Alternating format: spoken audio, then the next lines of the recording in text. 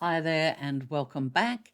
As you can see, I am in my Photoshop program because this section, which is part 3 of how to get your book up onto Amazon quickly, cheaply and easily, this section deals with the cover and the graphics that I use to promote my books online, usually on social media.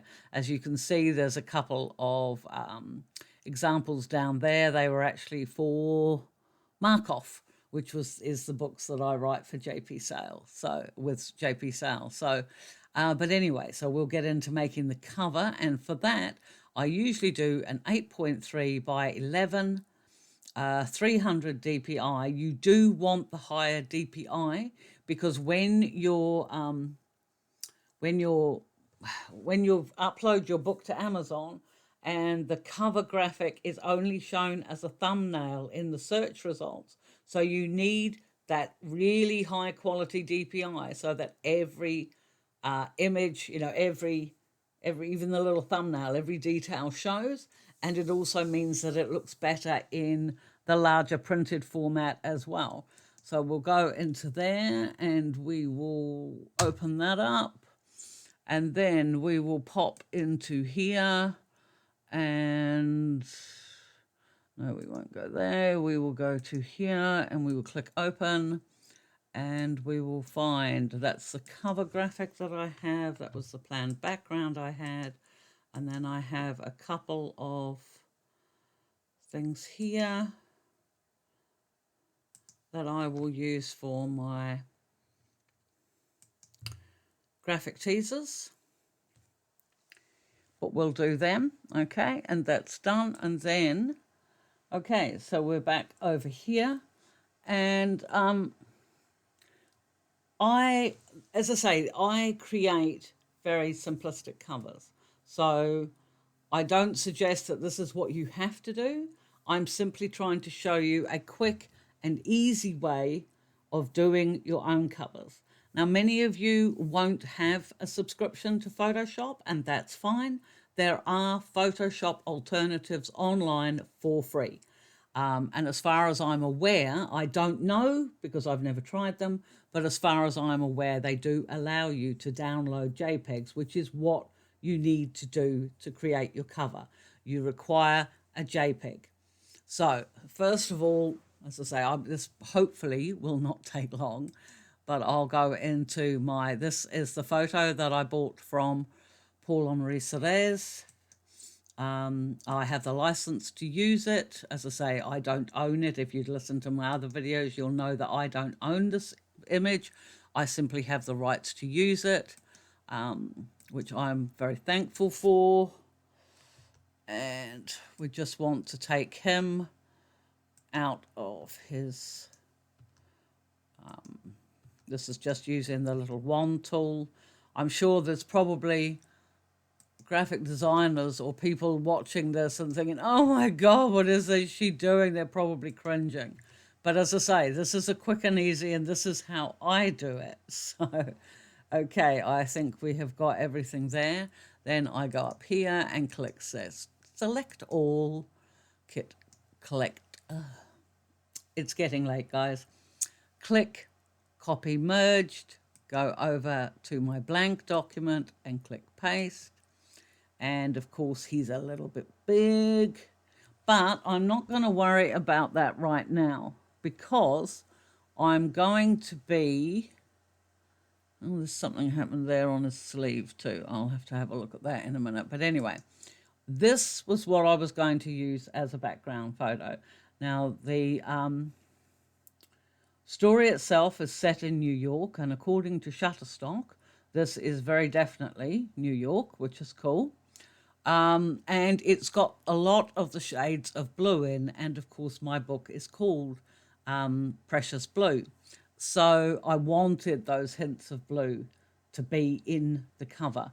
Now, the way I have my cover model at the moment is probably too large on the page, but what we'll do first off is we'll select this and we'll transfer this across, doing the same thing, just copy and then paste. And what we're looking at doing is, wonder if that would just work by itself. It may do. Eh. No, I think he's too big. We'll hit free transform. We'll just make him a little bit smaller. Whoops. Actually undo, because I have not got my little lock toggled and I don't want to upset the proportion of this picture. So we'll try this again now with that done and go like this.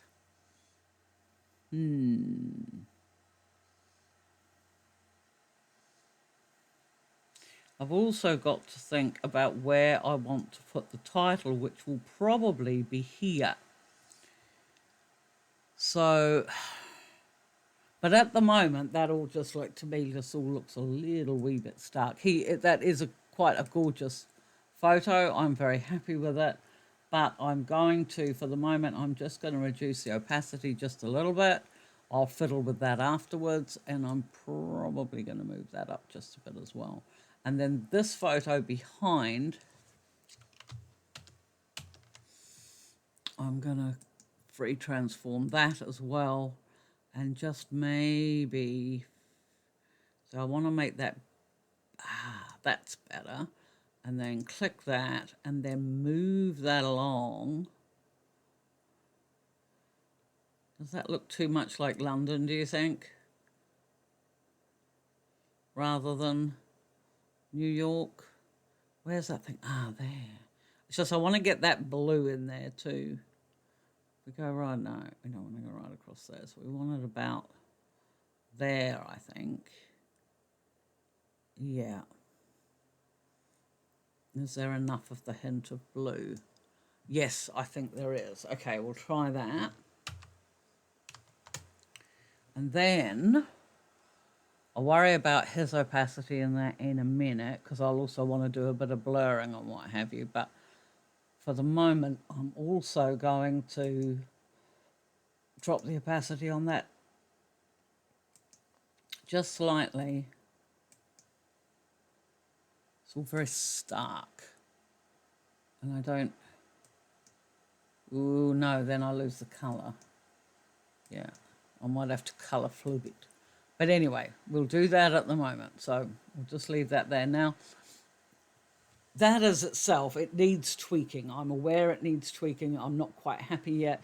But I need to see how it works with text. Because, of course, you want to put your text on this. You could have the absolutely most amazing cover, you know, full of the most wondrous graphics. And I certainly love these graphics together. But you have to be able to know you can put your text on without it detracting from the beauty of the cover or getting caught up in it. So we will grab hold of our text tool, and for some reason that is currently lime green, which we do not want. I always do my text, well, no, not always, but pretty much always do my text in white. And at the moment that is BT Condense, which I'm not keen on, but I am rather keen on. Black Chancery may be a little bit too much, but we'll see. We'll pop this here, and we'll just see what happens. Whoops. Would help if we spelt it correctly, which is something else that people don't think about when they are doing covers. You have to make sure that all your spellings are right. Otherwise, it's going to look really bad. Okay, so we'll shoot up there, and then we're going to hit free transform again, because clearly that is not the right. Do we want it that big across like that? Or do we want it bigger and split?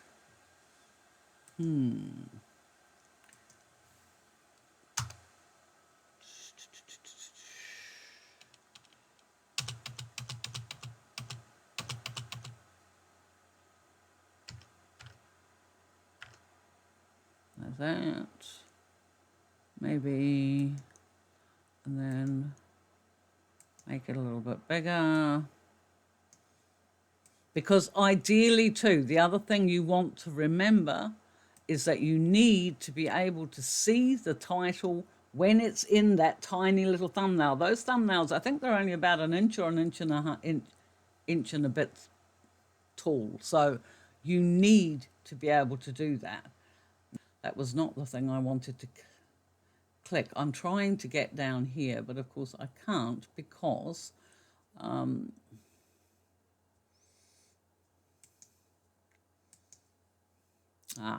whoops.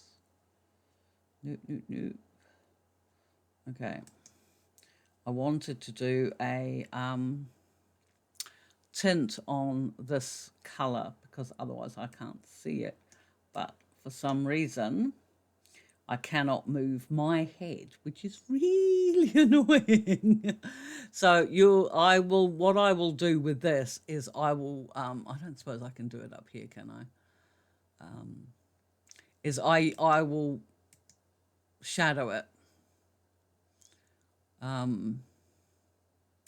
so that it will stand out. But no, that does not seem to be, I don't seem to have that ability to do that from here. I always use the things that I'm looking for are right down where my head is at the moment, which is another thing. I wonder if I can... No, apparently I can't even do that. Okay, never mind. All right, so the next thing we want to do is we want to go down to our background layer again, and we want to click text again because we're going to put up here in a stockier text, or not so much a stockier text, but definitely something plainer, and that will go up here. And it won't be 36, it will probably be more likely 24. And we're just going to put in the Hellhound collar series book 2. And again, that's now I've typed it out. I use the free transform tool then just to make it a bit bigger so that it fits with what I want to do or how I want it to look. And again, when I've got access to the bits and pieces I can use, I will shadow that so it stands out again. And then the only other thing I have left to put on here is my author name, and I usually nearly always put that down here. Now, I'm just wondering, in that original picture, yes, he did, his knee came off the side. I hadn't noticed that. All right, so him there needs to come there. Okay. Actually, that works even better, yeah. Oops. I'm quite happy with that. No, I don't want to edit that text. I'll pop that up just a little bit up there. And then I will go back down to our background layer and I will click on text once more, and in using the same, okay, it's only a regular sample, fine, strong, crisp, sharp, no. Okay, and we want to run this from here, and we will write Lisa Oliver. Okay. It's amazing. I'm going to have to learn how to move that up. All right, there we go. I just did that. I can't remember what layer I was on, but never mind. Okay, so now, and I need to free transform this as well.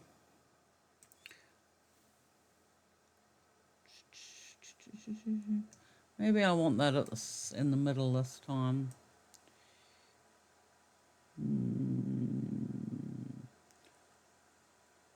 Whoops. Oh, I realised what I did. Yeah, now I realise what I did wrong. Okay, so we'll pop that. No, I think I'm going to pop that there. That works. And then this one up here, was my mistake. I clicked on the wrong layer. Can go up there. And that's pretty much, as I say, I will have a fiddle with this. I will add some shadowing under those letters, and I will tweak the, I'm not 100% certain I like the way that those lines are cutting through his face, because he is a really very strong model, and I also need to fix up bits and pieces around his jacket just to make sure that all looks right, even on the larger scale. But, you know, that's not something you need to watch me doing. So that's basically what I do. So what we're looking at, you know, this is, you know, and you've got to remember, this is a romance story. So it has, you know, my cover requirements are fairly, I keep them true to my trend. My covers all pretty much have a male on the cover. They all have some kind of background that relates to either the setting or something that's happened in the book that is relevant. It is really important that your covers be relevant. And I make sure my text is usually in white. It is usually shadowed, drop shadowed, so that it stands out. And I make it as clear and simple as possible so that when my readers are looking at, you know, a whole range of Amazon listings, mine stand out because my covers are all pretty much the same. It's part of my brand. It's what I do. And if you're writing series works, it's not a bad idea for you to consider it. Now, if you're thinking about what do you want to do for your covers, or you're not sure, and you're not in a position to like go on Fiverr or something like that and get somebody else to do your cover for you, the best thing to do is to go and have a look on Amazon and type in the top 100 in your genre, and then have a look at those covers. What are their similarities? What have they got in similar? What have they got that makes them unique? Which ones do you like? Which ones, you know, obviously you're not going to copy them, but you want to look at what do you like? What do you think stands out to you as a reader? And then as a writer, what sort of elements do they have in their covers that might work for yours depending on what genre you are in, of course. So that's just your ideas for your cover. Again, quick and easy. Mine's a 3-step process, and mine's done. And then just before we go, as I said, I also do graphic teasers for use in on social media to to promote my book, because I will be promoting my book for at least 2 weeks after it comes out.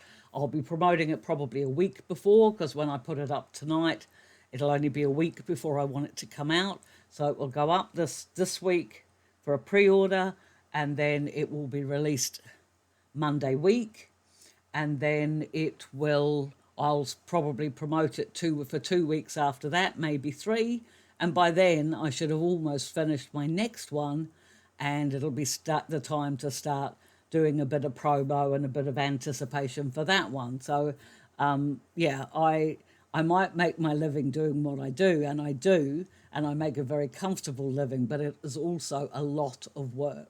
So but that's just me. Obviously, you don't have to hit the same sorts of timelines as I do, but it is a really good idea to fiddle around and make these things up all at the same time. When you're making your cover and everything else, have it all done at the same time so that you are ready, to launch, which is what you want to do. So just quickly, before we'll leave that one for the second, and we will pop into, what have we got here? Okay, no, that's not what I want to use, but that probably is. Now, what I did off camera, while you guys were sipping your tea or drinking your coffee or writing your books, which is what I'm hoping you're doing, every time when I get my book ready to go up onto Amazon, I create a text teaser, a short text teaser file, so that I have little snippets from my book all ready to go into for promotion, whether it just be used as text or whether it's just to be, to be used as that you want to encourage your readers to think, to stop and think, oh, that looks different. I could be interested in that. So that's what I do with my graphic teasers. So again, it's a case of these pictures I got from Shutterstock. As you can clearly see, they all say Shutterstock up here. I have another subscription with them, yes, and I download. But as I download from them every month, to me it's worth having. I'm almost 100% certain that most of the pictures that are on there are valid and legit, because Shutterstock is reasonably good at checking that out. And I try and pick things that aren't the hottest pictures or the most frequently used pictures on Shutterstock, because it does tell you that when you click into an image you might be interested in. But look for mid-range ones that look good, but hopefully might not have been used too much. And what I did with this one, as you can tell, this is all the same model.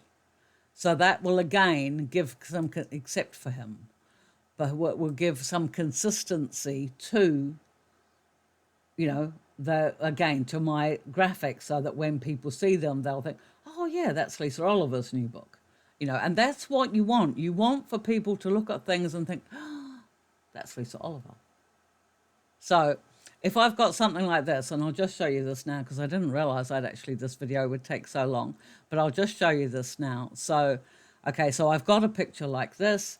I don't know why, but I always duplicate the layer. Probably it's because then if I do muck it up for some reason, I can always just get rid of one and click on the other one. And then I want my text tool, and I want something. You want to steer away from script. In the end, you see up here, I do a lot of script, but I do a lot of other designing things, other things as well. But you want to stay away from script because you want something that is quick and easy to see, and that people don't have to squint their eyes. Again, think of something being seen on a phone.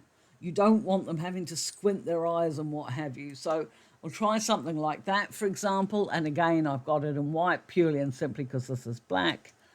And I'll have a look.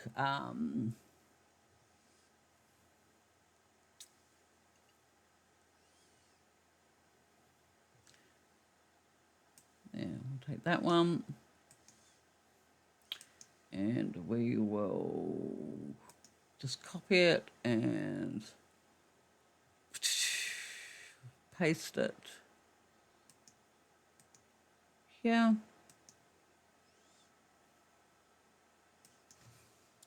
And just try and make it so that it's easier to see.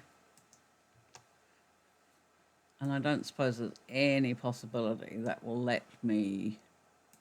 No, it won't. That would have been better if it was italic, but never mind.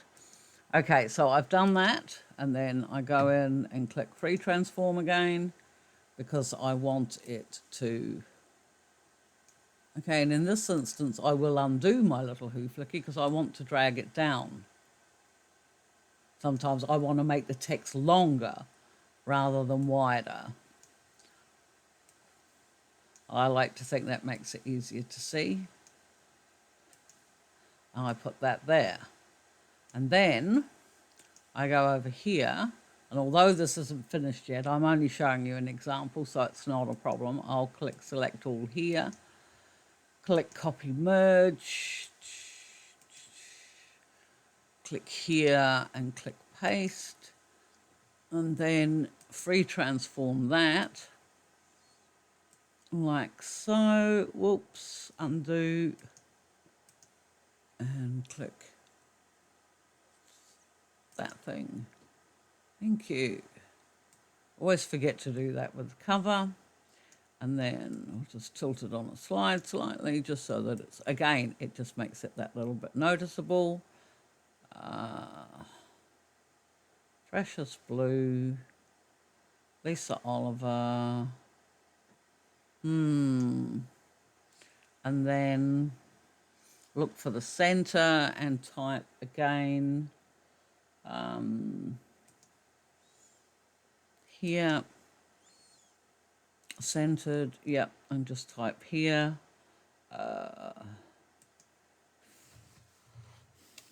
New release by, in the Hellhound collar series. Oops. By Lisa Oliver on pre-order now. Here we go. And then we'll click up here, click there, free transform. Whoops. I keep forgetting that little link thing. But yeah, I realise there's probably some people who are a lot more clever about this than I am. On pre-order now, click that there, and I'm looking for there. Yeah, that'll do. There. And that there then becomes one of my first graphics for a promotional teaser. I always include what it is, like the new release in the Hellhound Collar series. I always include whether it is available now or whether it is on pre-order now.